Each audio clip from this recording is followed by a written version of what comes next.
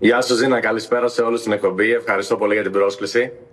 Και δεν ήξερα ότι με παρακολουθείς. Βέβαια σε παρακολουθώ, διότι του στέλνω και στα social. Ο φίλος μου με ενημέρωσε ότι δεν υπάρχει τίποτα στο Ντουμπάι. Σε έχω δει και στα κάμπριο αυτοκίνητα. Μπορείς να με τσεκάρεις για να δεις. Λοιπόν, εδώ το ζήτημα είναι και πρέπει να τα δούμε τα πράγματα με τη σειρά. Γιατί υπάρχουν άνθρωποι που φοβούνται και είσαι κι εσύ ένας άνθρωπος που βγαίνεις και λες τίποτα δεν υπάρχει. Δείτε παιδιά εδώ, μια χαρά είναι όλα. Ο κόσμος έχει βγει στους δρόμους και είναι όλα καλά. Είναι αυτό όμως? Αυτό είναι το ζήτημα. Ή μας το παρουσιάζεις έτσι, Δαμιανέ, γιατί σε είδα να τηλεφωνείς και στο Sky. Για να δεις πόσο ενημερωμένη είμαι.